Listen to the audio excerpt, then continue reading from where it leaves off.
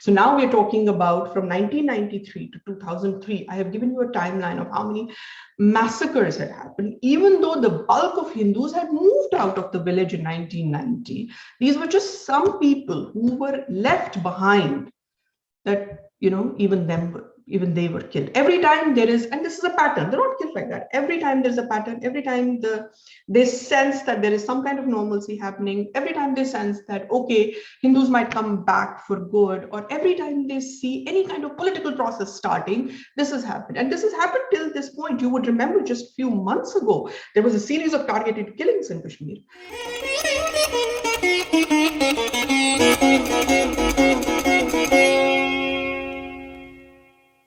Namaste, everyone. I am delighted to be here on Sangam Talks platform, my favorite, once again.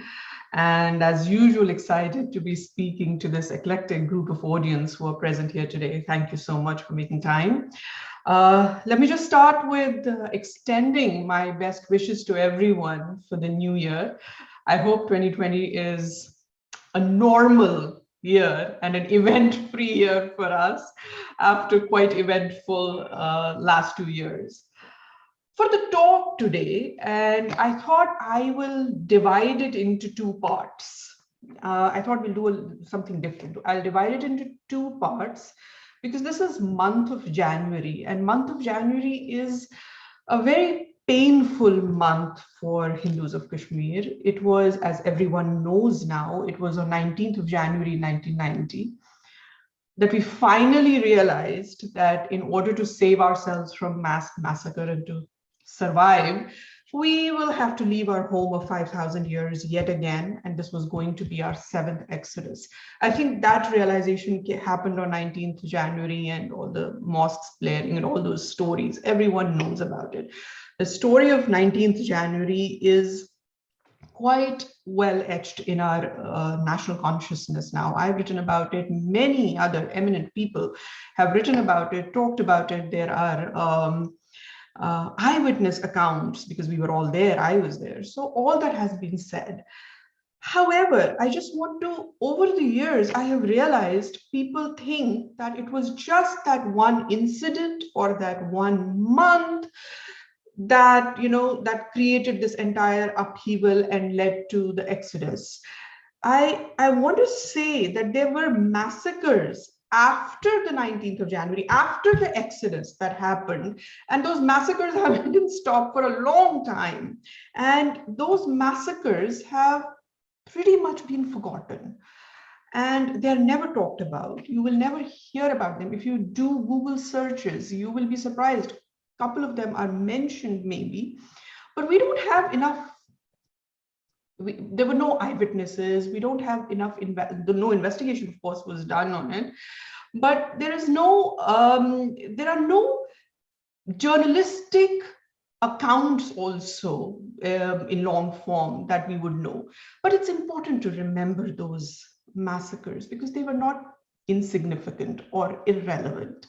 And it's important that when we talk about future, we also remember those things. And I will connect it and I will tell you why these lesser known but not insignificant massacres or events are important for how we decide what future of Jammu and Kashmir is going to be, especially for the minorities. And in the second part, I was thinking that I'm going to broadly tell you what's happening on the ground, since I follow it very closely. So I thought I will tell you what is the current situation and where are we? I see, because on my social media and in my interaction with a lot of people, I see a lot of frustrations steeping in. They say, okay, we did Article 370, we did reorganization, now what? So we'll talk about that a little bit. And if we have time after that, and if the organizers so wish, I'll be happy to answer any audience questions. So today I want to tell you or remind you, or for some people, this may be completely new information, about 3 or 4 massacres that, as painful as they are, as I said earlier, we must remember them in the context of modern history of Kashmir and understand why return of Hindus to Kashmir is not as easy as we think. A lot of people say everything seems okay now. It's never going to be perfect. Last gun will never, there will never be a time when there will, we cannot wait till the last gun is silent, because that will never happen, or that will be a long time. Obviously, we're not going to wait till that time. So why are people not packing up bags and going back again? Why is there still a problem, even with the nationalist government in power in the center? Why is there a problem still in going back? And I will explain to you that why it is not as easy as picking up our bags and returning, just as if we are coming back from a vacation.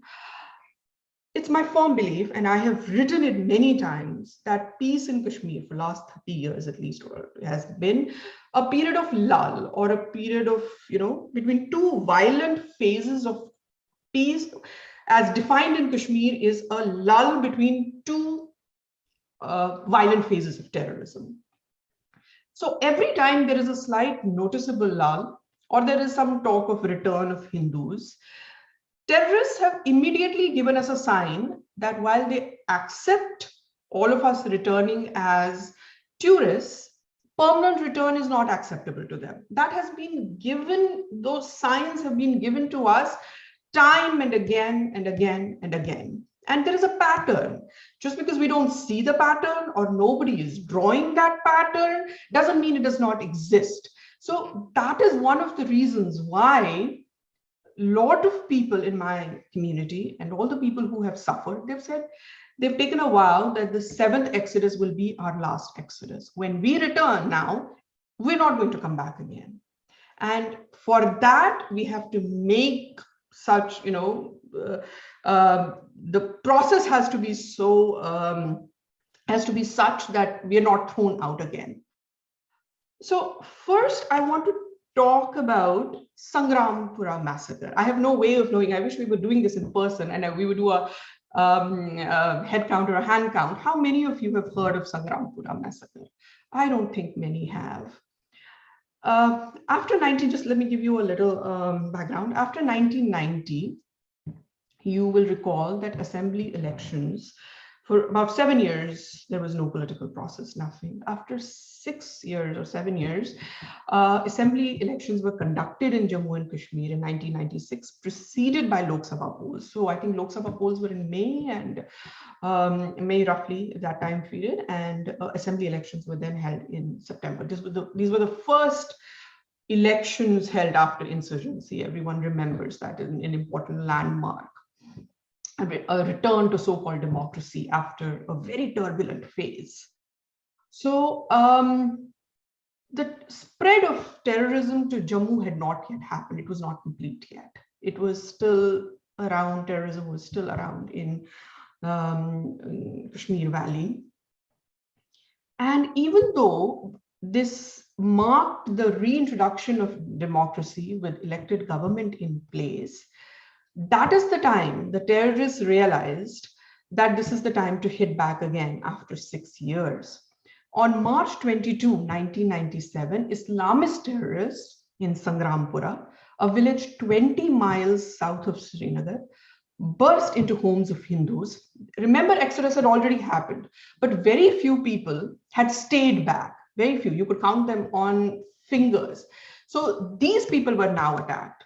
So terrorists burst into the homes of Hindus, took away 7 men and killed them point blank. They were all from one extended family. No one has been caught, of course. We have no idea who these terrorists were. All we know were that they were trained by Pakistan and they were Islamist terrorists. But we don't know how they got into this village, except that people who were around that day, they have said that they couldn't find their way into this small, tiny hamlet, small, tiny village if they did not have local support. This was the first massacre of 7 people after 1990, that horrendous thing in the valley. We don't have, I have tried to look for it. I have tried to find the families of those who were, killed that day, but I haven't been successful. All I know from the newspaper reports, and I mean, I knew around that, but that 7 people were killed that day, 7 men were killed that day, and then no investigation was done. This was the first massacre, which was the message was sent that anytime Hindus even contemplate coming back home, dead bodies riddled with bullets of those few Hindus who were left in Valley will be gifted to them.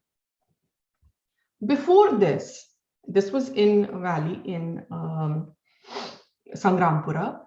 Before this, just in August 14 of 1993, again, another story that has been completely wiped off. A passenger bus in Kishtwar in Doda district was stopped and 15 Hindu passengers were identified and gunned down. I have looked into the, gone back into the newspaper archives, and in very tiny, newspaper columns in one corner, I have found this mentioned in the 4th page, the 6th column or somewhere, buried deep inside that. But I knew from my family contacts that there was a family friend here, and his name was Mr. Kanhaiya Lal Duda. He was shot dead in that massacre, and we heard about that. I remember because I was in Delhi, and I remember that the family friends had said that, he had been shot dead, even though this family had left Kashmir. But I couldn't find anything about this massacre. I couldn't find any more names. Many years later now, just a few years ago, Kanhaiya Lal's daughter, thanks to social media, advent of social media, she spoke up and she narrated this story. She said her father's body was delivered to them in Jammu 16 hours after the incident, and it was delivered in a passenger bus. It was not even wrapped in cloth or anything. The body was delivered almost naked. Blood was dripping out of the holes made by bullets in the body. There was no postmortem done for, I think, 24 hours. No attempt was made to reach the family. It was only when the family tried to find out what had happened to him, and they found out. And when they asked the police that who had done it, they said, well, go to Kishtwar and find out. No proper documentation of those dead were known. We know 16 people were killed from the newspaper reports, but I don't have names of other 15 people. So this massacre, this Kishtwar bus massacre, where 16 people were identified as Hindus, made to stand in a separate line and then killed, this has also been wiped clean from any memory or any history book. You can do a Google search, or you can find, you won't find much. And if you do, if you are lucky, the victim whose daughter spoke, she found 2 newspaper cuttings and she put them up on social media, very small mention of 16 Hindus who had died. Other than that, you won't find anything. Next big massacre was Vandhama massacre. This was so big that it was difficult for newspapers and television channels, there was only 1 or 2 at that time, or political parties at that time, to hide it, because it was so big. It was not 7 odd people killed or 16 odd people killed. This was now 23 Hindus in the town of Vandhama were killed on January 25th, the night between January 25th and 26th January 1998. The victims included 4 children and 9 women. I think at that point, Lashkar-e-Toiba or Hizbul Mujahideen was blamed for the massacre, and I think they had taken responsibility as well. There is lone survivor. Unlike other massacres, there is lone survivor of this massacre, who was also the only eyewitness. His name is Vinod Kumar Dhar. He was then a young boy of 14 years. He hid himself in an attic And it was from him that we heard what had happened on that night in Vandhama. Terrorists struck on the intervening night of January 25th and January 26th of 1998. I think around 25 terrorists in army fatigue descended on this tiny village at about 10 p.m. in the night. It was a Sunday. The terrorists first entered the house of Motilal Bhatt. This was, again, just few families who had decided to stay back after the exodus of 1990. So these were just a handful of families. They found the house of this, a local chemist, Mr. Motilal Bhatt. From here, from his house, all of them entered his house. From here, groups of 4 terrorists were sent to other Hindu houses, and rest were asked to cordon the village. So another gentleman, Motilal, was this person who was a local chemist. He was very well known for his, he treated everyone who came to him with compassion. His family had come from other parts of the, valley for an engagement proposal for one of his children. So there was quite a festive environment in his family. Another Hindu's house, his name was Badrinath. Important to remember these names because these are people who took bullets for us. So it's very important to go through this slowly, remember their names, and go through this history because this is our history and they have been forgotten for too long. So in Badrinath's house, there was a knock, same night. Terrorists clad in army fatigue asked for permission to enter. He thought these were army men. That's what we are thinking. He did not understand that these were terrorists disguised as army. It was only after Vandhama that, many people realized that Pakistani terrorists from Lashkar-e-Toiba and Hizbul Mujahideen and other outfits, they routinely disguised themselves in army fatigue. So for Badrinath's family, it was not unusual for them to have guests come in. And as is common in any Indian family, they invited them in, didn't sense any trouble. The terrorists demanded tea, which was served to them.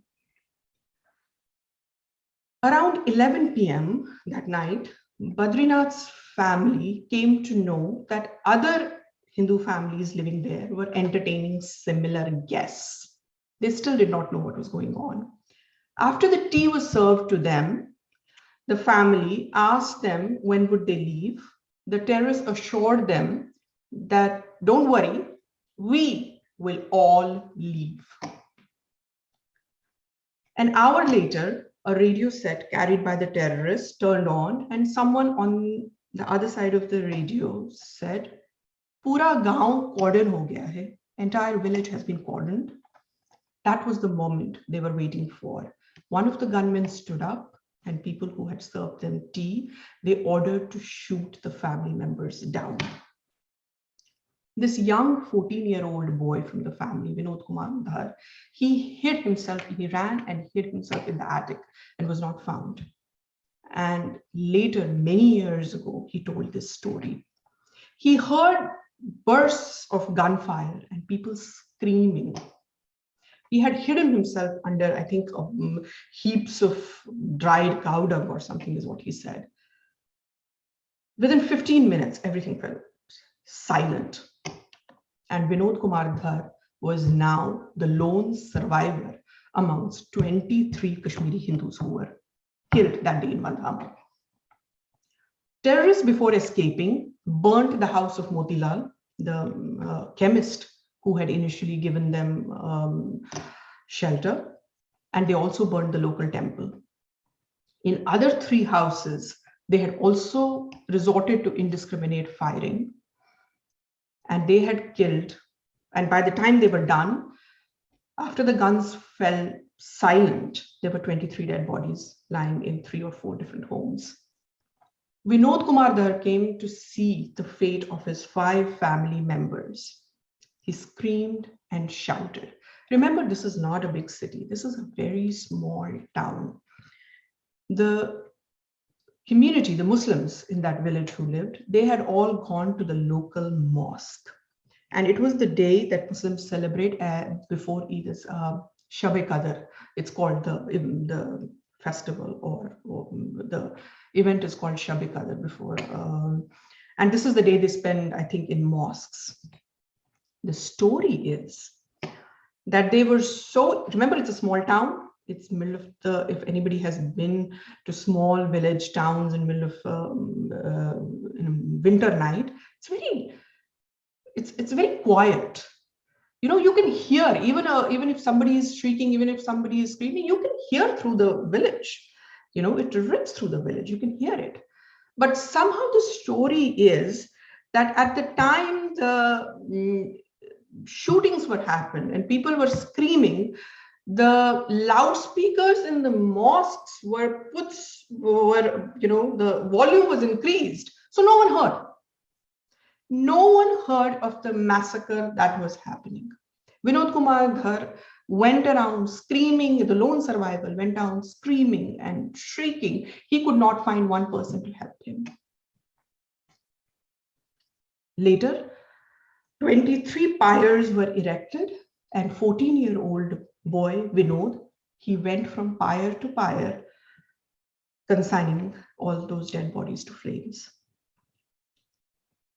When journalists visited Vandhama next morning, they say, and I saw a report in Indian Express from that time and many other local newspapers also, they said even the hostile media, even the otherwise hostile media said that the houses looked like slaughterhouses.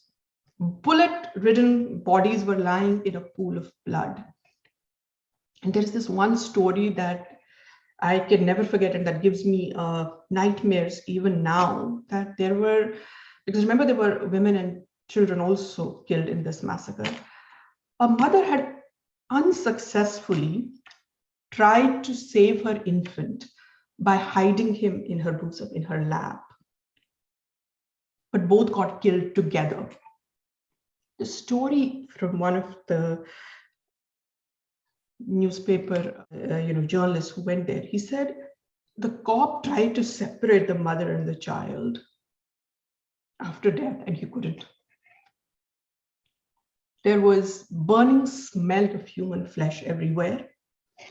No convictions, no arrests, no investigation. That's Vandhama massacre.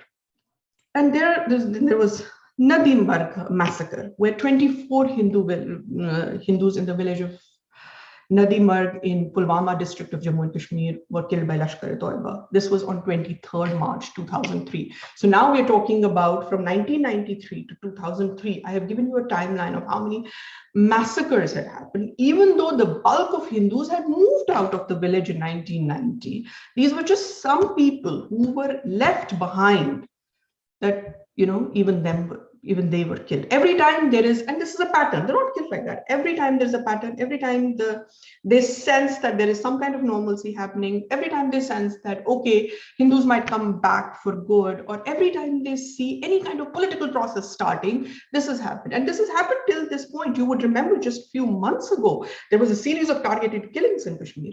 The chemist, Mr. Makhalal Bindru, was shot dead. And then a Golgappa seller who had come from Bihar just to sell, do his local business. He was shot dead, and so many others were shot dead. So in Nadi Marg, 11 men, 11 women, and 2 toddlers. So the reason I insist on counting women and children is because you must understand that this is not a war fought on principles. This is not a war where women and children are spared. This is not the war where toddlers are spared. This is the kind of evil we are dealing with. One of the survivors of Nadi Marg massacre is Mr. Mohan Bhatt. He escaped death by jumping out of the first floor window while others were being rounded by terrorists. But his father, mother, sister, and uncle were not so lucky. I think he works as a lab assistant in Jammu right now. Later, he found all of them were dead. It is said that the local policeman had accompanied the terrorists in Nadi Marg and they helped them identify the homes of Kashmiri Hindus. The policemen fled later, of course, and they were never found. But all eyewitness stories say that there was no way in the middle of the night for terrorists who did not belong to the village, for them to know unless there was local support. So we have seen through these massacres, we have seen two patterns developing now. Every single massacre had local support. It was impossible. It's impossible for terrorists to come and do targeted killings unless they get their intelligence and unless they get support from local community. It's impossible. It is impossible for terrorism to even survive in any place unless there is there isn't any support of local community. And I'll tell you why. People who pick up guns at any given point are not in majority. People who pick up guns, even at the peak of terrorism in Kashmir, were only 3,000, 4,000 people at the peak. There have never been more than that, people who have this thing. How do just a bunch of 3,000, 4,000 gun-wielding terrorists wreak so much mayhem? Because they have support. As I have always said, no terrorism survives without local support. Unless there is support, it will not survive. So two patterns now come up. A, the local support, and B, anytime we talk about any kind of normalcy, for lack of a better word, or any kind of rehabilitation, we see this happening. So anytime anyone tells you, because I see a lot of this happening, then why do things are getting better now? Why? And they are in many ways. Why do people not go back? What is keeping them back? This is what is keeping them back. Because A, there has never been any convictions. First of all, we know that there have never been any, of all these massacres I've told you, no convictions have happened. And there are many more. If I sit to count them, we will be here till tomorrow night. But A, no convictions have been done. And what are we going to do about the local support that made the terrorism thrive? Do we know that that doesn't exist right now? And if we know that doesn't exist, that still exists, no one can tell us, how are Hindus to be sent back again to be made sitting ducks? That is the question that we have to ask ourselves. The point is that all these massacres, they were planned, they were targeted, they were thoroughly thought about. These were not indiscriminate killings, mindless killings. And killings and terrorism and murder and mayhem didn't just happen in 1989-90. It has been constantly happening. It got better a little while ago, for a while, but then it has constantly been happening every time, as I said, and I keep insisting on this, every time there has been any talk of safe return of minorities, this is what has been happening. The genocide that started with the advent of Islam in Kashmir has never really ended. So this month, Kashmiri Hindus commemorate as Holocaust month. And when we were talking about this talk, I did speak to Aparna ji and I told her, I said, this entire month is commemorated as the Holocaust month. 19th January, we remember as Exodus Day, because that's when it all began. And after that, we try to remember all these massacres and killings, because no one else will remember them. And it is our responsibility to go back, as painful as it is, to go back, talk about it again, see why it happened, and learn lessons from them. A lot of people, for lack of a better word, blame us that, for not moving ahead. The reason we keep going back is because I don't think personally that we have learned all the lessons. If we had learned all the lessons, then we probably would have also put together a special investigation team, maybe not to investigate every murder or every massacre, but at least the events of 19th January 1990, which led to the Exodus. This is something that has been my consistent demand for years now, that please have a special investigation team put together. And even on this 19th, I requested Home Ministry of India and I requested the Prime Minister that there should be a special investigation team set up, and they should actually find out. We know, and we have been telling people, but there is no one official narrative of the Exodus. There is no one official narrative where people left. If you go back, suppose there is somebody who's trying to, as a scholar, trying to find out what happened. Even the first stop of your research for many young people is Wikipedia. You will see that it says that there are conflicting reports about why Hindus left. That's a dagger through our heart. Why should there be conflicting reports? There are no conflicting reports. We are telling you what is the truth. We are telling you why we left. But that is why I have been insisting for a while, and so many other organizations, that please put a SIT, please assign an SIT for this. Let's have one narrative, and then we can move forward on this. But during this Holocaust, through your platform, I pay my tributes to all those who fell to terrorist bullets and renew the vow that all Hindus of Kashmir have taken. The 7th Exodus will be our last. There are no 2 points about it. There will be no 8th Exodus. Now, when we return, we will not return to be killed or thrown out again. This time, it will be for good. From here, I see that we are running out of time. From here, I will move a little to current times, just a cut to current times, to explain where do we stand now. After Article 370 was abrogated and reorganization of state was done, huge credit to Government of India for doing this, huge credit to Narendra Modi government for doing this. This was not easy. I have said it again and again that in my lifetime, I had not thought I would see this day. I did not think that anybody will have the guts to even remove this. And if you go back to my last talk on Sangam Talks, I have talked in detail about Article 370 and why it needed to go. So we're not going to go there again. Today, I just want to talk a little bit about this stalemate that we are in and what we should do from here and where we should go from here.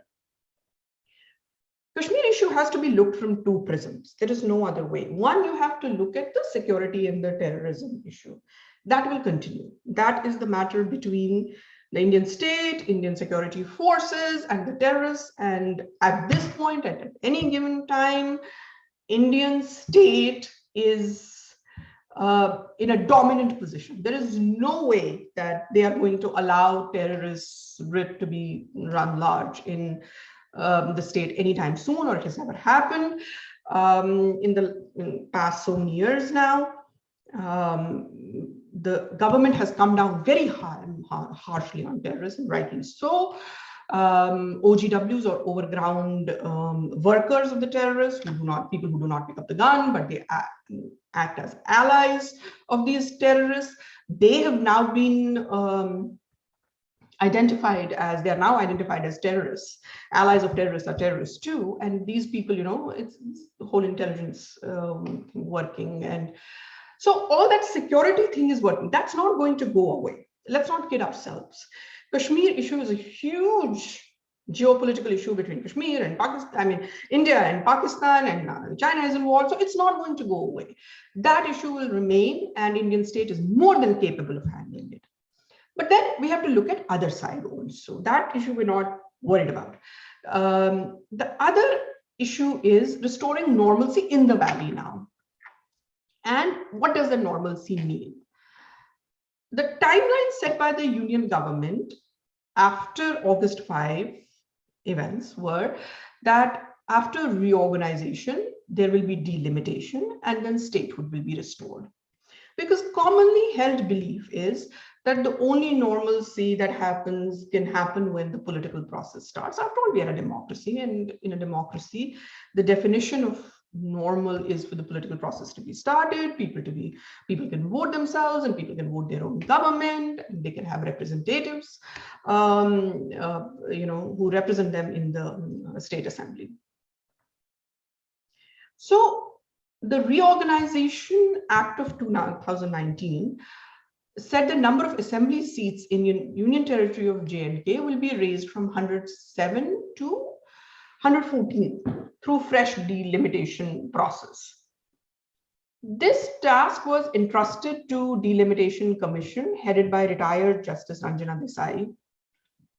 Since 24 of those 114 seats are we always assign them to Pak occupied Kashmir, the part of Kashmir that is occupied by Pakistan, and they remain unrepresented. We don't touch them. So those 24 seats are there. The effective strength of J&K Assembly is supposed to go from 83 to 90. Now, there is no official draft yet.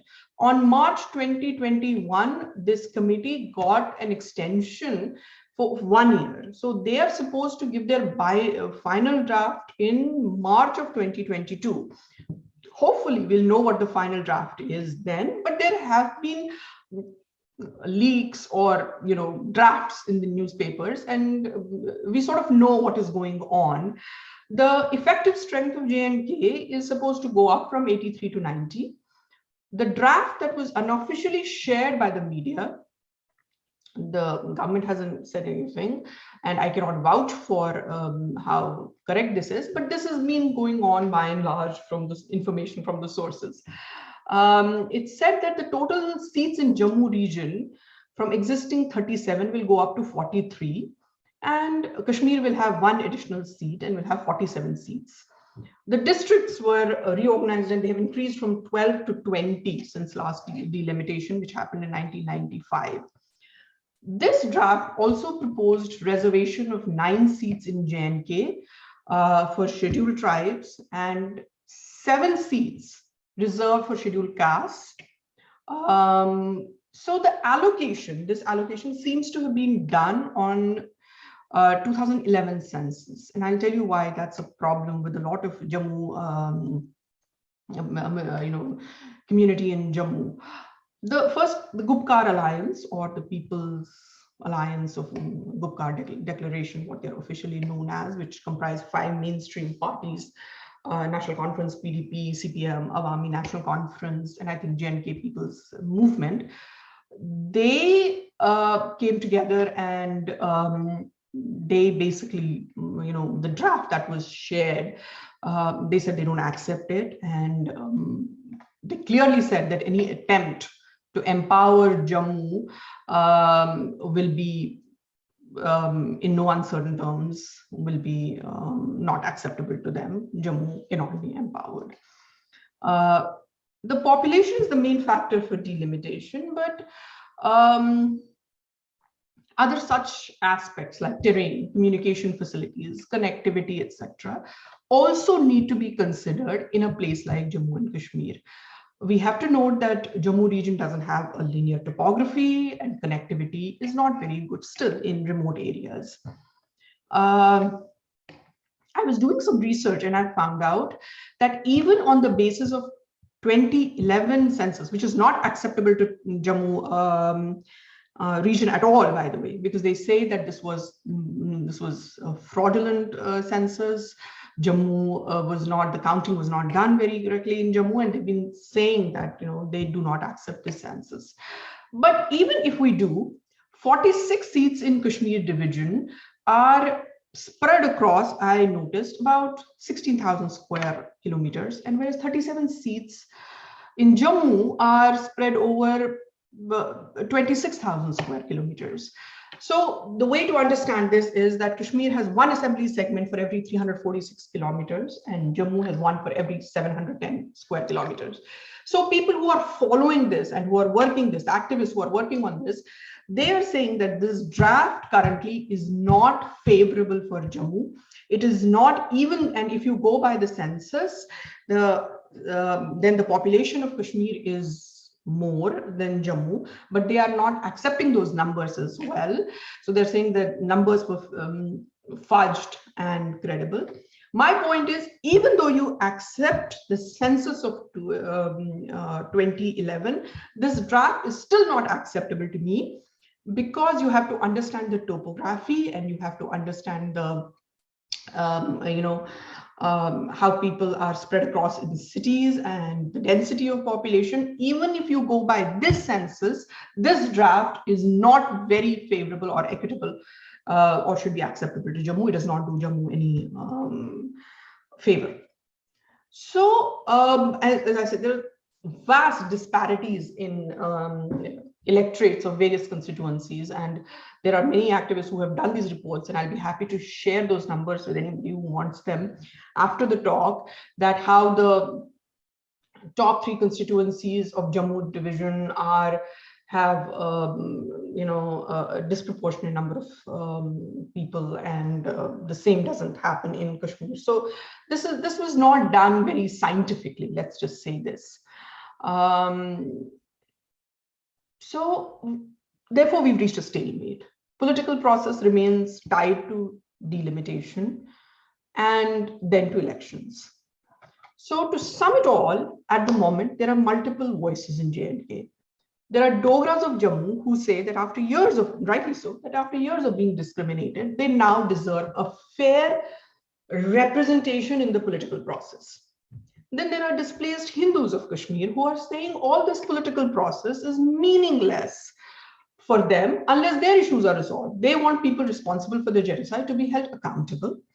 And they also want the government to speak to them about their demand of Panun Kashmir, which is what they've been saying, that they want a land carved out, a piece of homeland carved out, especially for them, because they feel that after going through this genocide for centuries, and after our population has been reduced from 100% to 2%, they now deserve a bit of their own homeland, which they call Panun Kashmir, and they would like the government to speak to them about the viability of this. So that is another constituency of this, of people. And then there are, of course, valley-based politicians who represent the people there, supposedly, and they would have loved to return to status quo, which is not going to happen. So now they are demanding that somehow Kashmir Valley still remains, has the upper hand in the political process. So this is where we are as far as the political process is concerned. Nowhere in the sense. This delimitation process, when it comes finally, the final draft, as I'm expecting for it to come in month of March, is when we will see how people react to it and what Government of India does at that point. But as far as the day-to-day situation in Kashmir is concerned, if you look at the broader picture, I have found the tenure of President LG, Mr. Manoj Sinha, very effective. You all must have noticed how Republic Day was celebrated across the valley, and all government institutions for the first time participated in the valley. They wore a festive look like rest of India. Same happened on the Independence Day. This time, for the first time, on Independence Day and on Republic Day, there were no restrictions imposed in the valley. The communication was on. Otherwise, for 2 or 3 days before that, phone lines would be, or internet would be disrupted and all that. None of that has happened. So LG's mandate is restoring day-to-day law and order and closing the gap of trust deficit, both in Valley and Jammu region. And I think his leadership during COVID period and otherwise also, he has done it remarkably well in his limited mandate. What his mandate was to restore law and order, and to have people in Kashmir and in Jammu Valley feel that the government is working for each one of them every day on a day-to-day basis. He has succeeded in that. Security challenges remain. Targeted killings returned to Kashmir Valley, as I said a few months ago, because there was some talk of and then it stopped immediately. If you would have noticed that there was talk that people who had taken the new domicile status now, because it's now they can buy land. The minute that narrative started, the targeted killings happened, and then it was quiet again.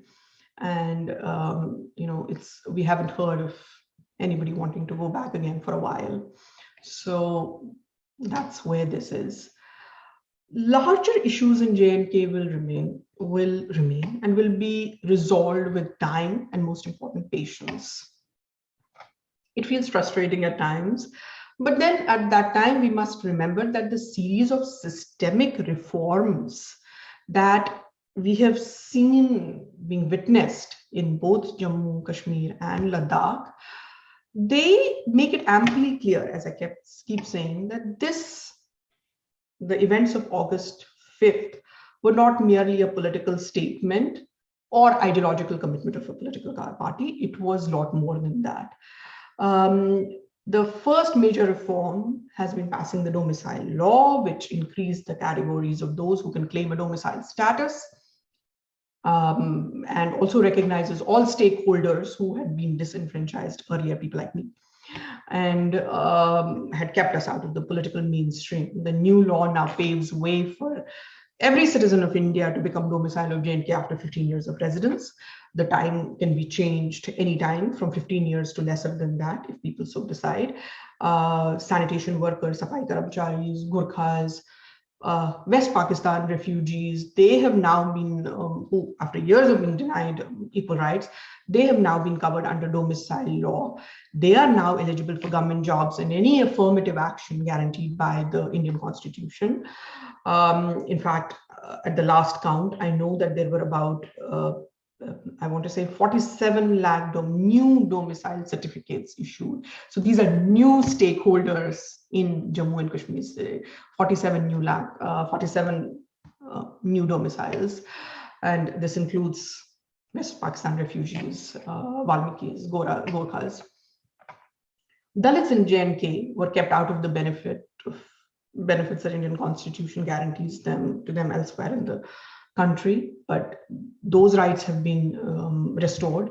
Children of women who married outside J&K, like me, were deprived of inheritance rights, but the new domicile law corrects this gender disparity, and now I can claim my property of my parents.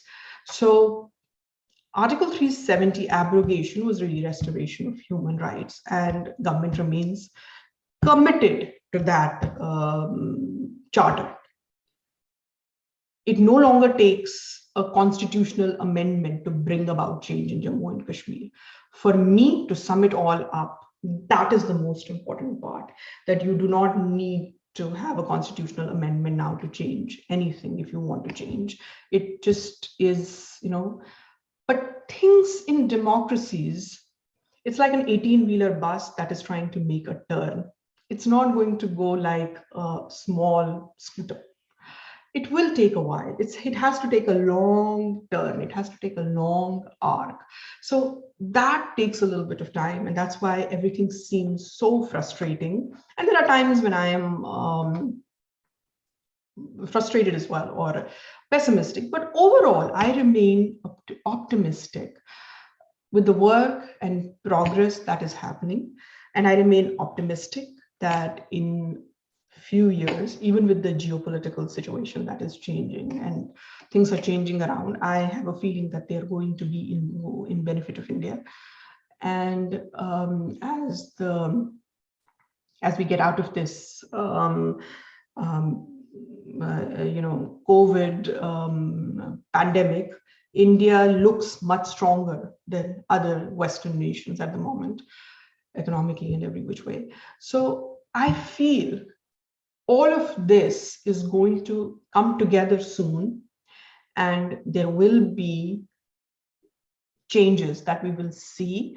And most importantly, I think that Kashmir very quickly will become part of mainstream politics in India. It already has. A lot of changes have already happened, but I feel that it will join the mainstream political stream in India very soon. Overall challenges as far as terrorism are concerned, they're not going to go away, because what is Pakistani army going to do? How will they claim their bread and butter? They have to send terrorists across. So that will happen, but Indian army is more than capable of handling that. And as far as Kashmir is concerned, I think we will prevail. It just needs a little bit of patience. And on that note, I will end. And if there are any questions, I'll be happy to take them. Jay Magaji says, what's happening with J&K? What are your thoughts on the right to bear arms to Hindu in India and statehood and legislature to Jammu?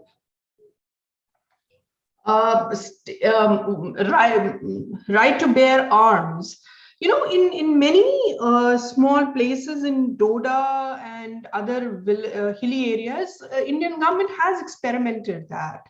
We have experimented with, local people having arms and being trained, especially in the border areas, and they've been successful as well. So I am not opposed to that idea, especially in the border areas, but of course it has to be done, in a very, in a manner that is acceptable and, that is accountable in the sense. So I'm not totally opposed to that idea. And I know that although we don't make a lot of song and dance about it, there are places where that happens. In a way, if you remember, Punjab terrorism was actually weeded out like that. Because a lot of people, if you remember, in village areas did take up arms, and that was the only way to do it. And but of course we don't have to, this is between the state and the thing. And I think there is some, in very small areas it does happen like that. But does the entire population now take up arms? Of course not. That won't be possible.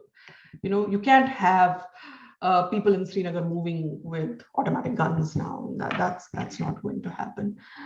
That also has to be done systematically. The other thing was about giving a separate statehood to Jammu. There's a huge constituency for it. I personally am one of those who believe that Jammu has suffered. Suffered is an understatement, because of being tied to Kashmir. For no fault of theirs, they have had to bear the brunt of terrorism that is in 4 districts in Kashmir only. Remember, terrorism is not spread all over Kashmir, it's in 4 districts of Kashmir. And that, because of that terrorism in 4 districts of Kashmir, people of Jammu and Dogras have suffered a lot. But I do not think Government of India at the moment is, or even in future, is going to accept separate statehood for Jammu. They have their own security reasons for it.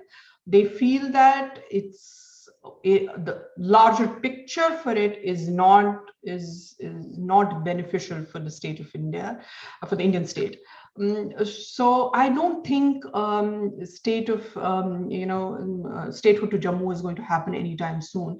But within the framework, what can happen is that Jammu gets its rightful place in the political process, and that can be worked on, and that's what delimitation process is all about. Nana, I do have a question. When this 370 was abrogated, I read that the domicile law is actually a deterrent for people to come back, because a lot of people have not been there for 15 years or something. So yeah, it is actually 2 steps backwards rather than 1 step forward. What do you think? No. Domicile law, there are a lot of misconceptions about domicile law. So first of all, people who have left, refugees like me, who have left, we just have to show any document that we were born in Kashmir, or even a picture document is good enough, or our ancestors or our grandparents were in Kashmir, we'll get the domicile status. So that's not a problem for any Hindus of Kashmir. Hindus of Kashmir they've already been getting domicile status. So for them, it's not a problem. For ethnic Kashmiris. Now, say for anybody from any state, from the state of Karnataka or from Andhra or from Gujarat now wants to come and live in Kashmir or buy land, they have to be there for 15 years.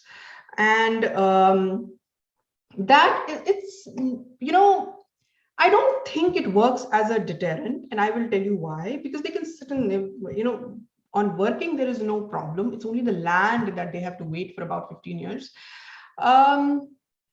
Because Jammu Kashmir, a lot of people from Jammu region had asked for it. And the reason they had asked for this domicile thing is because there are also domiciles. Every state, in a way, gives some kind of preferential treatment to their domiciles in terms of jobs. This is why Jammu folks had stood up and they had said that we want 15 years there for that, that provision to be there, because we don't want our people who have lived here all these lives not to get benefit of the jobs. They should get the priority over anybody else for the state jobs. So I felt initially they had a point. But as I keep saying, that this 15 years thing is not marked in stone. It can be changed anytime. Anytime people together feel that this is not, it can be reduced to 3 years, because all states have this kind of law. Some states have 3 years, 4 years, 5 years, 8 years. All states have this law. So they can change it to 1 year or 2 years or 3 years. But there already are, Aparna, there are already people of civil servants or bureaucrats who have been serving in Kashmir. They're not ethnic Kashmiris or Dogras, who've been serving in Kashmir in the bureaucracy, and they've already lived there for 15 years. So they're automatically eligible, and they have been eligible already. Many of them have been given domicile certificates. So a progress has been made there. It's only for the new people who just decide to go to Kashmir today. Suppose somebody from Telangana wants to move.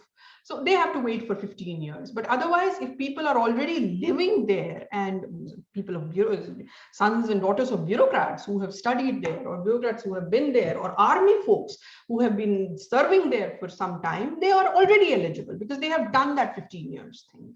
So I don't think it's a complete deterrent, because as I said, Jammu people had asked for that because they do want priority in government jobs. What about the Kashmiri Pandits who fled in 1990? They have not been there for 15 years. So they are doesn't matter. They immediately, in fact, my mother just got the domicile certificate 3 months ago. Not even 3 months, just a couple of months ago. And she just had to, she had earlier certificates, she had her own certificates and everything. She's lived all her life there. So all she had to do was show some educational certificates that she had done her bachelor's or things there, and she immediately got the certificate. It's a very smooth process, by the way. So all Kashmiri Pandits are eligible, immediately eligible. Kashmiri Pandits who have not, forget about 90, people who, exodus has been happening before that also. People who've moved in 47, people who've moved between 47 and 90, they are also immediately eligible. If they can just show that, at some point, some ancestors lived there. Even a picture is good enough. So as I said, we have increased the domiciles. We have increased the stakeholders with that domicile law. I'm very positive about this domicile law. Okay, thank you, Sunanda ji, for the wonderful discourse. Namaste, Rohit ji. I remember you from the last time as well. Oh, okay. Thank you. Good to have you. Thanks. If we keep Article 370 abrogation aside and everything, my question is more around the state of Jammu and Kashmir and how we see it panning out in the future. You said that, now, only 2% of the population is Hindus and rest are others. And if I combine the fact that, as you rightly pointed out, that very few people wield the guns and they were terrorists, but they had massive local support. Now these people will become the electorates, and they're gonna throw their own representatives in the state. in that situation, what difference are we expecting? No, the point was at some point, first of all, what difference will that make even when, if they put their own representatives? The biggest thing is that there is no Jammu and Kashmir constitution anymore. They all have to follow Indian constitution now. Remember, Jammu and Kashmir Jammu and Kashmir had its own constitution and its own IPC bill. So IPC code that has been thrown out. So that's a huge thing. They have to govern according to the Constitution of India now. They cannot defy instant government of India. So that's a huge thing. Another thing, the political process. When political process starts, the minorities, and minorities are not just Kashmiri Hindus, minorities can be Shias of Kashmir also. Minorities are Sikhs of Kashmir also. So they will have to come together and they will have to get into the political process somehow. I don't have any doubts about that. They will have to organize themselves politically. And even though the demographics may be against them, but I think if different minorities come together, there, as we have seen in the past, in other experiments done in other states, the different minorities, when they come together, they can wield some significant, clout. That is not to say that there will not be any kind of, it's going to be easy or political parties just come up. Any attempt at breaking the two, the House of Muftis and House of Abdullahs hasn't really succeeded, even though,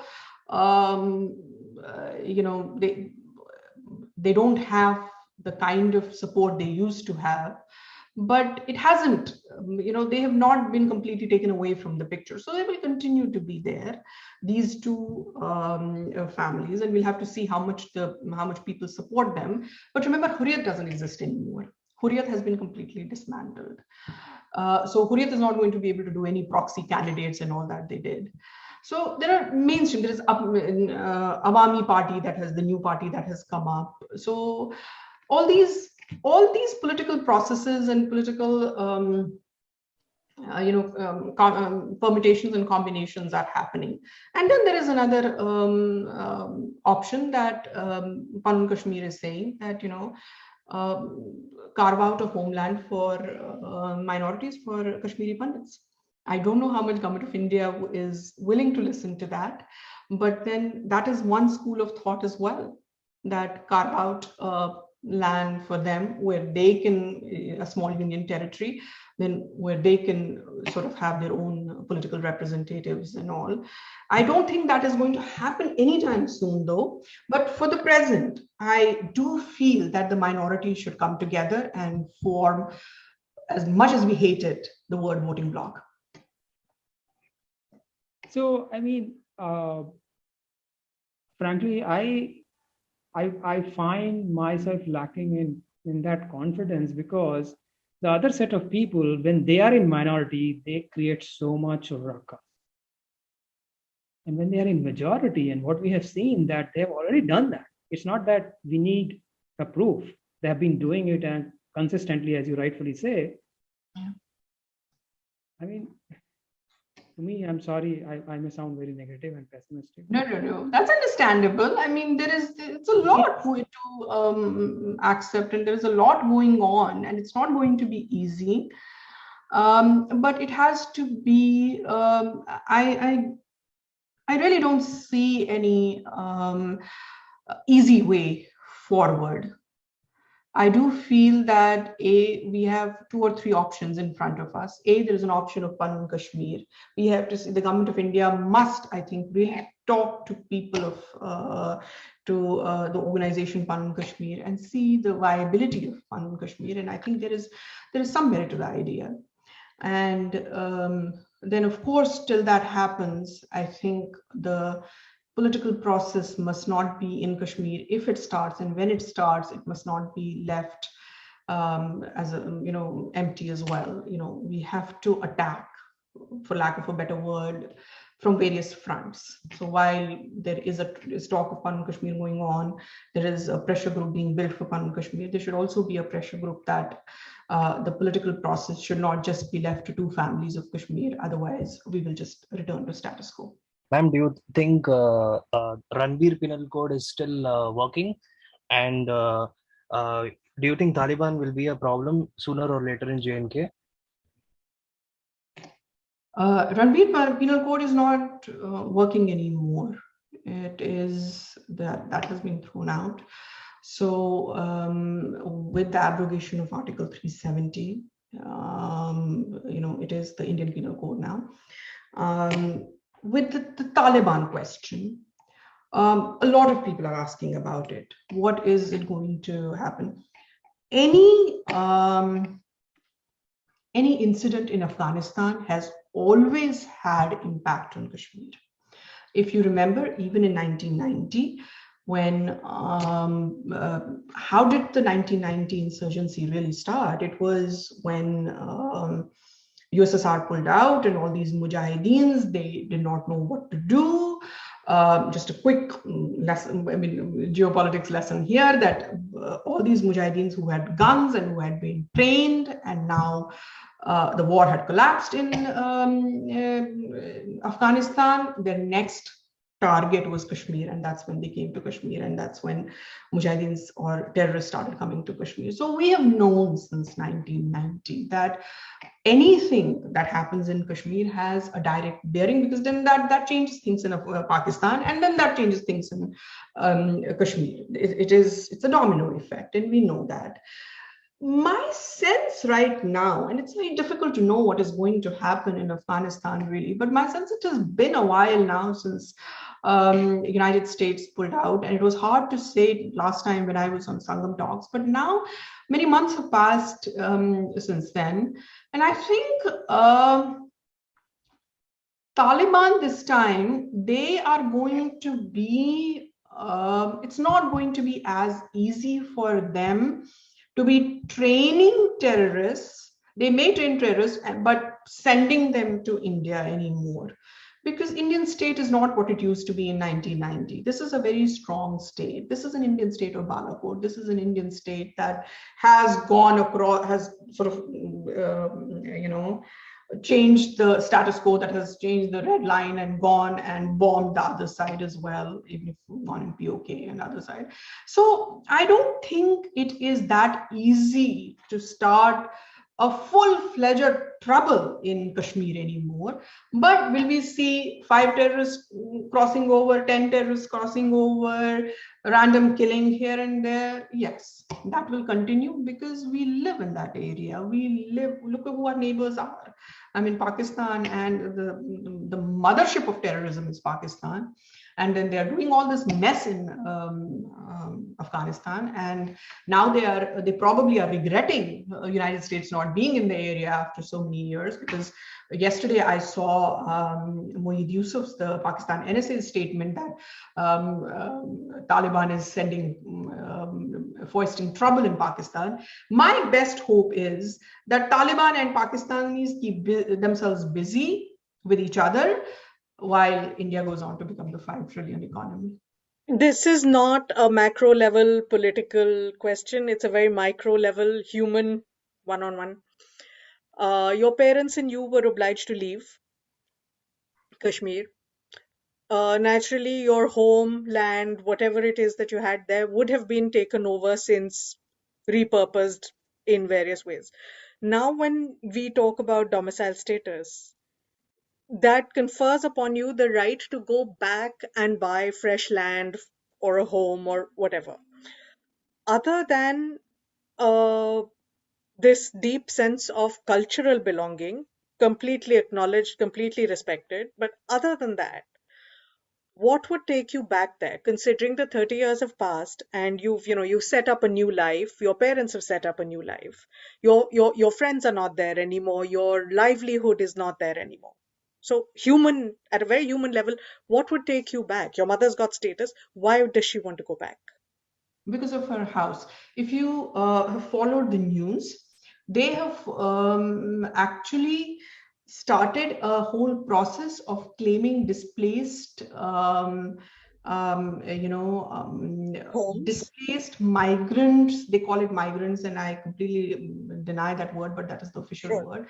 Displaced Migrants Property Act. According to that, all the houses that we left back there, including my home, we can claim them back and we can get them. Any houses that were sold in distress sales, because a lot of houses were sold and people had to leave and they needed the money, and somebody came and 1 crore house was sold in 5 lakhs and they took 5 lakhs and they went.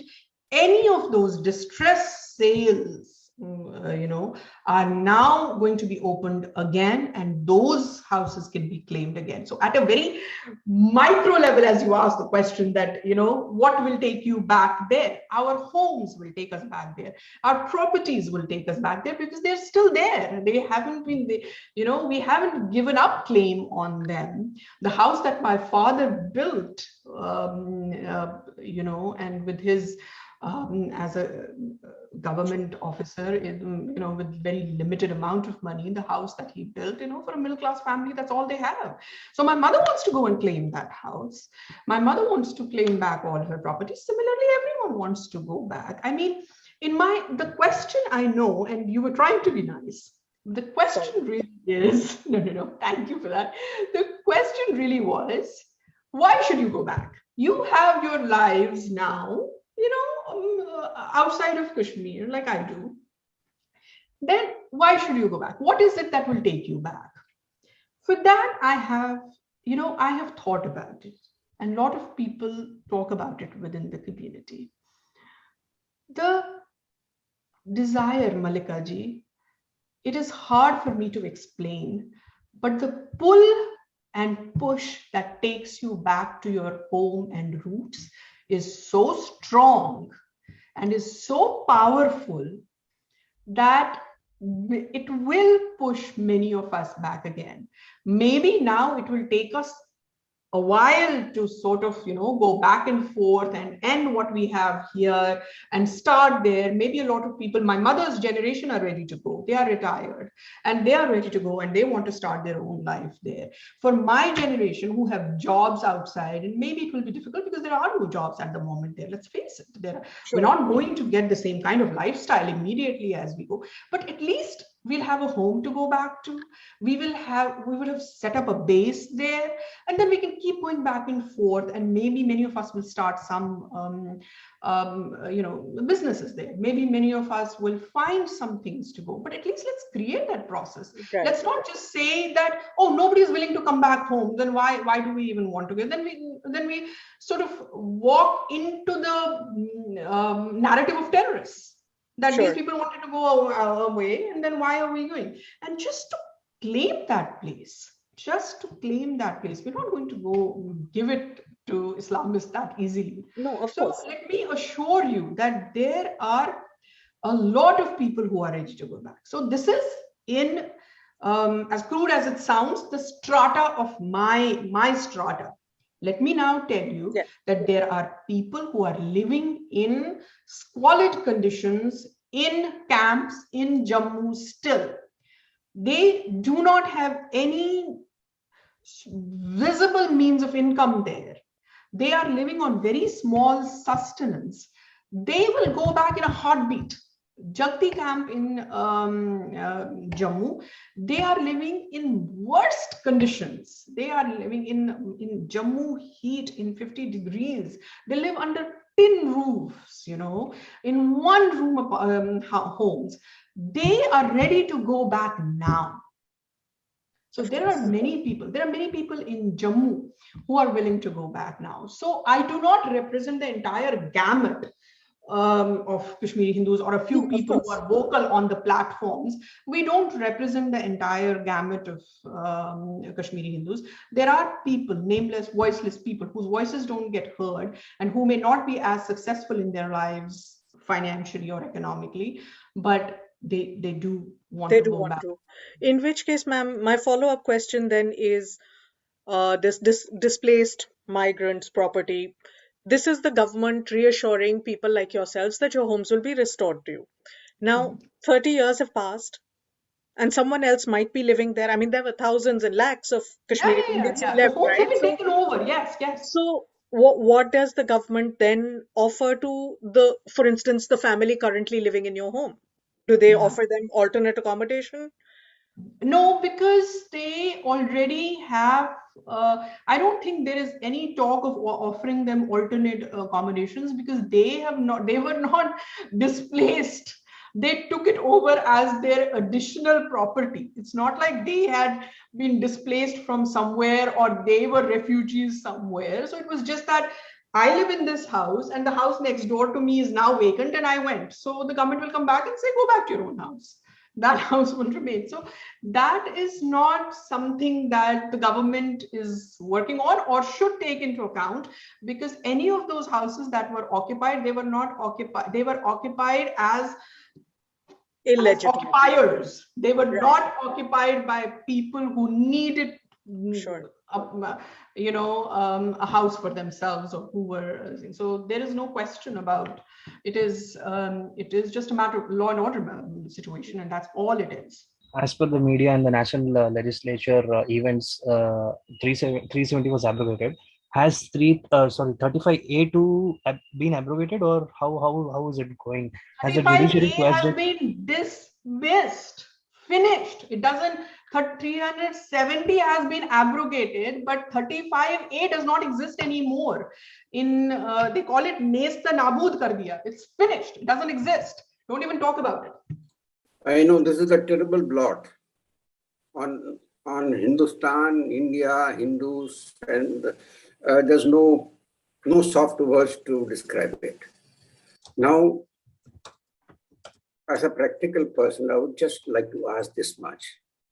We would like to go back, but I just want your comments on, will the Pandits who go back take up arms to protect themselves, or will they be dependent upon the government to protect them? Because we know it is not possible for any government to protect every individual in far off distant villages. We have seen that in Singrampura, and we have seen it in so many places. Yes. So will the Pandits take up arms to protect themselves? My sense is, first of all, if any Pandit picks up arms, will the constitution protect that person? That's my follow-up question to you. If the constitution does not spare that person, do not put the burden on this already tiny community, very tiny, 2% of the community, to pick up arms now and then not be protected by the Indian constitution and be treated as murderers and killers. And then also, that is not a suggestion that can be given. People cannot be expected. If my mother goes there, now is she supposed to go back with an AK-47? She cannot do that. We should not expect citizens to pick up, except in some very small instances, as I said, in hilly areas and some, there are organizations formed where people take up arms. But to have ordinary citizens now have guns in their place and expect them to use them, and constitution will not protect them, it's not a viable idea, even though it sounds very good. So the question is that how does the government protect? Government cannot protect everyone. We're not going to have a platoon of armies sit in every mohalla, which is true. I understand that question. We're not going to have an army platoon sit in everyone. So what do? We create an environment like that. We create an environment where it is very, very difficult to kill one Kashmiri Hindu and get away with it. The deterrent should be you kill one minority and you will pay a very high price for it. Once that deterrent is put in place, I can assure you that targeted killings will not happen. Even though there will be the security terrorists will come and they will fight with the army and all that. But I can tell you civilian killings will not happen. The minute the government decides to impose the price of killing a civilian. Because what has happened in the past is that not one person has been, there has been no investigation, and not one person has been made to face the law of the land. So what kind of deterrent are we talking about? These people, even today, they say unidentified gunmen came, they killed, and then we don't know what to do. So the point now is, and I think the Indian government is understanding that you cannot run after that one person who pulled the trigger. He will pull the trigger, he'll either kill himself or he'll run away, and you cannot find that. You have to find the people who made that killing possible.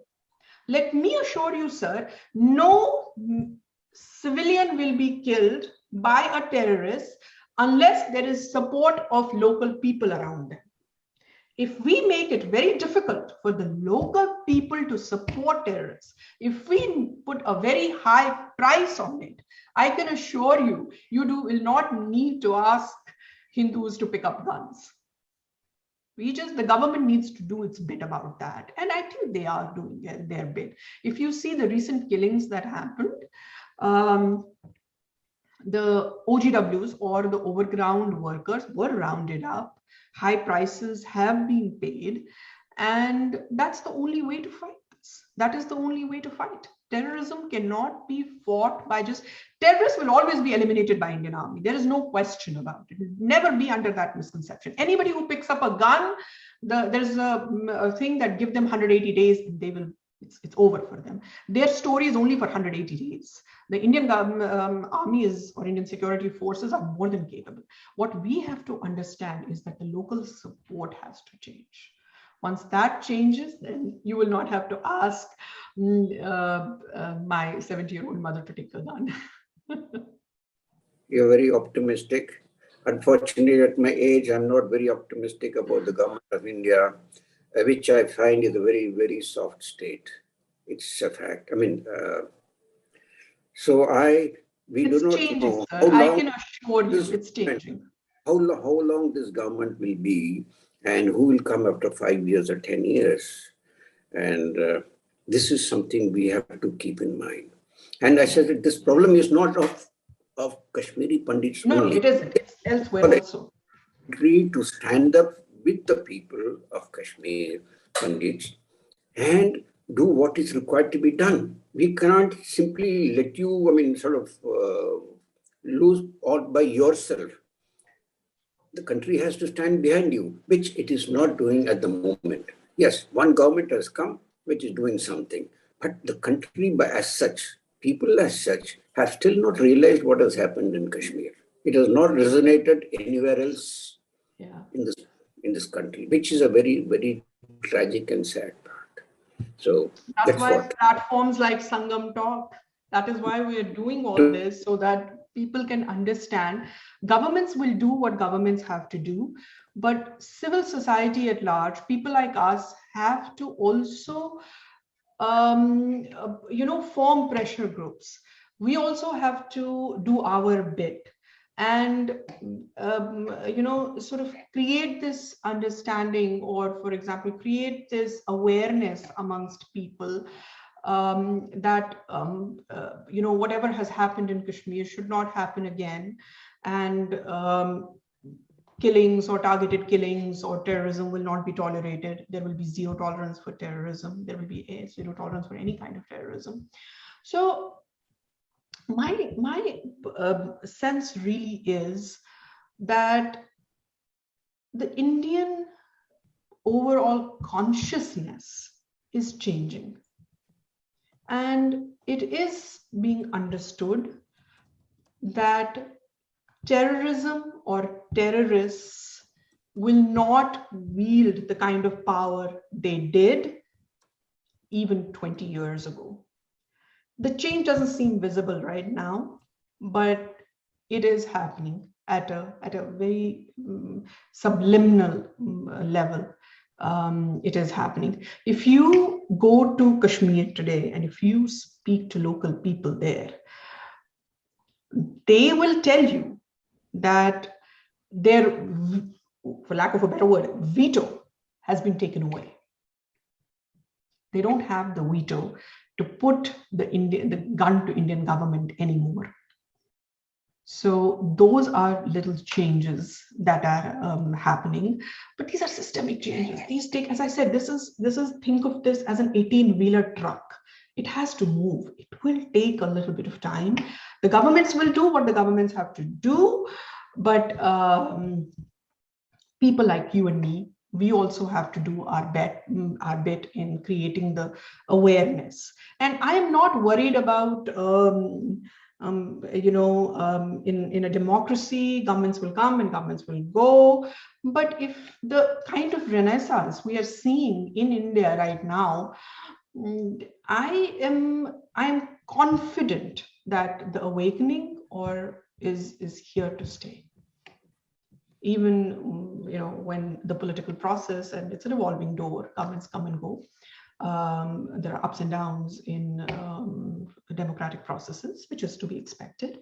But I feel the awareness and the renaissance that is happening will make it very, very difficult for any political party now, whoever comes to power, to now invite terrorists for a cup of tea to the Prime Minister's house.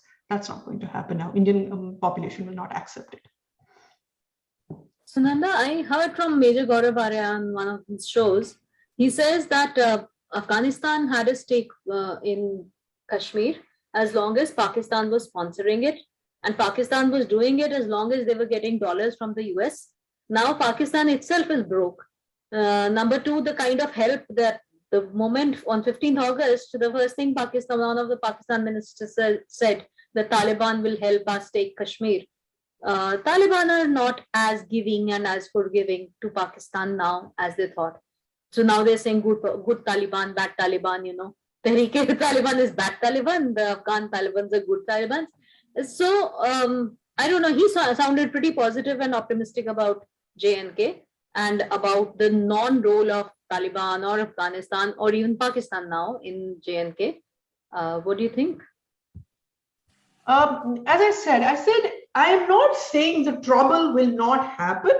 I'm optimistic because I think Indian foreign policy and India's security doctrine, security apparatus is quite strong right now compared to what it was in 1990s.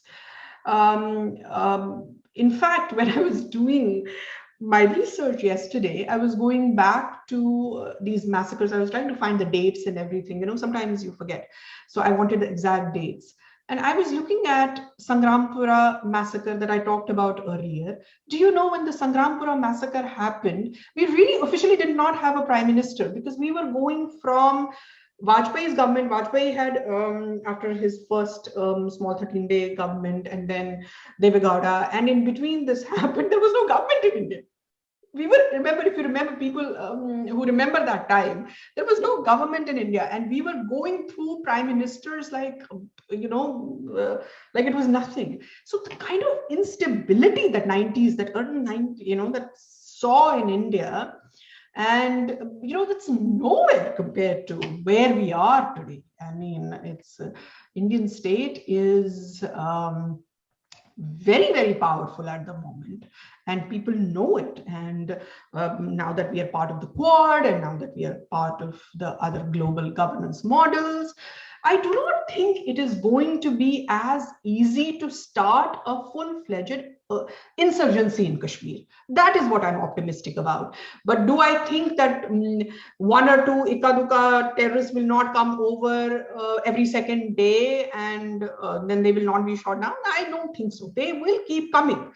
Ikka-dukka 3-4, and they will keep getting killed by the Indian forces, Indian army on the border. That's how it is. What can we do? We cannot change our neighbors. What can we do? So as long as we have this mothership of terrorism next to us, we will have to deal with these terrorists coming over, cross-border terrorism that will come from Afghanistan, that will come from Kashmir. So that will keep happening. But will they be able to start a whole new insurgency in Kashmir? I don't think so. So when you talk optimistically, you sound like there is this popular refrain we have in India, Modi hai to mumkin hai.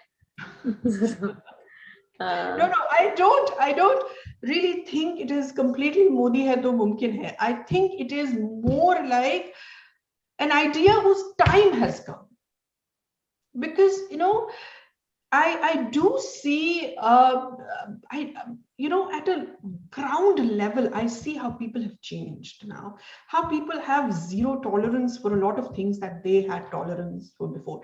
Are we seeing, is this exactly how the society should be? No, it shouldn't be. There are a lot of things, but there is price to be paid now. For example, there is a political price to be paid now if you are inviting terrorists and having conversations with them on a table across this, and there is political price to be paid. So that is the change that I am talking about. You are not going to be able to do that anymore. You're not going to be able to do deals with the terrorists anymore, just to stay in power. So I really admire the confidence which you show in the current process and how it is unfolding, and maybe because you probably are privy to a lot more details than what we are, or rather what I am. So that's really remarkable. Please continue on that path. So that's one. Second, sometimes when I think about Jammu and Kashmir and what is happening in Punjab now, because Punjab also went through insurgency, which was also sponsored. Went through hell. Right? And you see, after a little while of so-called stability, normalcy, and whatever, things are on the upswing again, right? And that is what bothers me. That and see, we have a strong government at the center. The state has the due political process and whatnot, but still. So that actually makes me wonder and puts a question mark on a lot of things. So that's one. Second, so I would like to hear your comments about it. And second is, while with all of this happening, a lot of folks like you and your family and others who have been displaced or who have been evicted forcefully, while you folks are seeing all this as positive turn of events and are thinking about going back, what about the other set of population who actually was an accomplice and participated in that genocide and eviction? What is their mood? What are they feeling about it? They're feeling about that, oh, now again, you folks are probably going to move back and all of that. I'm sure they're not very happy about it. Because a lot of people were given to believe that Azadi is around the corner. In 1990, I can assure you, a lot of people supported the terrorists, went against Indian state because they thought that Pakistan is strong enough and Indian state is not that strong. This is the time to attack and Azadi is around the corner. A lot of people literally thought that in 2 or 3 months, Kashmir banega Pakistan. They had mistaken the power of Indian state. It was not going to happen.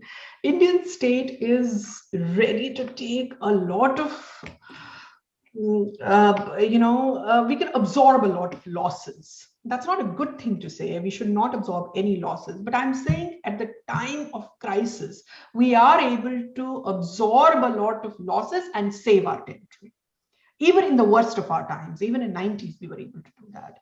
So a lot of people at that time did feel that Azadi was around the corner.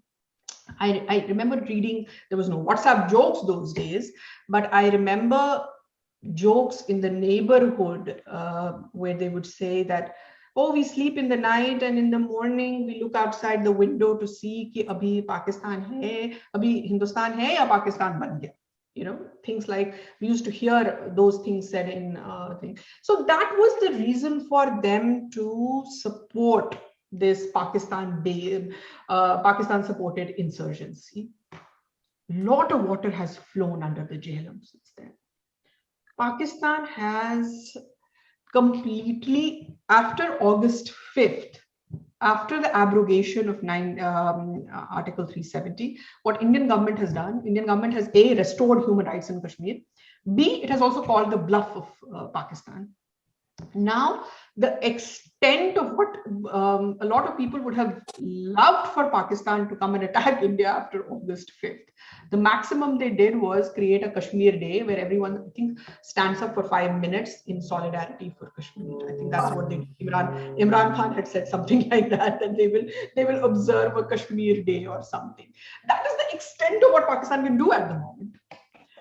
So you think people in Kashmir are not seeing that? They are seeing that. They are seeing that, that we are, we gave up our lives and we are giving up everything. And what is this? What are they doing? Because Pakistan really was not interested in Kashmir in that sense. Pakistan just wants to destroy India with 1,000 cuts. We know that policy. It's nothing new to them. If Kashmir, for example, hypothetically, Bhagwan na kare, they were able to take Kashmir, then they will start Punjab. Then if they do Punjab, then they will start somewhere else, because the idea is to destroy India by 1,000 cuts. Kashmir is just one cut, right? Where they, so they have seen what has happened in the last 20 years. They have seen the Islamic Republic of Pakistan falling apart. They have seen Pakistan, state of Pakistan, going to IMF for 13 times to beg for money. They have seen Imran Khan beg Saudi, Saudi King's House of Saud for, loans. They have seen how insurgency themselves has destroyed Pakistan. They have seen Pakistan's role in Afghanistan. They have seen, let me tell you one thing. A lot of people in Kashmir, the majority community in Kashmir, while they do want Islamic State, they do not want a Taliban state, by the way. Because they do want some rights. They do not want women to be shot in stadiums. They do not want women not to be allowed not to have rights. They would like an Islamic State, a nice, cozy Islamic State, but they don't want an Taliban state, except that there can be the only Islamic State that is possible is every Islamic State eventually becomes a Taliban state, look at Turkey, for example. So the way that system is, they are given to radicalization, they are given to the other side of this thing. So to think of a moderate Islamic State is a misnomer. A moderate Islamic State doesn't exist. So that is what they were hoping for. They were hoping for a moderate Islamic State, Sheikhdom, a small moderate Islamic State supported by Pakistan. Anyone who is thinking individuals amongst them, they understand it's not possible. They eventually they will also understand, as Pakistan disintegrates itself even more, they will understand that it's for their own benefit that they support India. And when that happens, I'm not saying every single person, 100% population will do that. They won't do that. There will always be 15, 16-year-olds who will wield guns, who will get, but I think a majority of them at one point will understand that it is in their interest to support India, not because they love Hindus or because of anything, that will never happen, but because the other side will finish them off. There is no moderate Islamic State happening anywhere. So out of that realization, there might come support for a democratic Indian state. That's my sense of how it's going to go. You were mentioning Imran Khan right now. Again, I'll go back to one of the chat shows I saw on TV, which said that Pakistan has come up with this new foreign policy. Yeah. And they say that Pakistan has always had just one foreign policy: Palestine, Kashmir, give me some money. Or sometimes it is give me some money and Palestine and then Kashmir. So it's an international migraine, and we are just, as I keep saying, that we're not going to be able to change our neighbors. We're not going to be able to change what we do. So it's a migraine that we will have to bear for. So the only thing is to sort of move and grow and become so big that Pakistan just becomes little irritant on our side. I like that word, international migraine. It's not my word. It was said by Madeleine Albright, former Secretary of State for the United States. She said she described Pakistan as international migraine. Thank you They very have much. a big role to play in this. Yeah. Thank you very much. Thank you, Sunandaji. Thank you, audience, for joining in today. Thank you so much. Thank you. Namaste to everyone. Thank you for logging in. Thank you, Sangam Talks, once again. Always a pleasure to be with you, Aparna.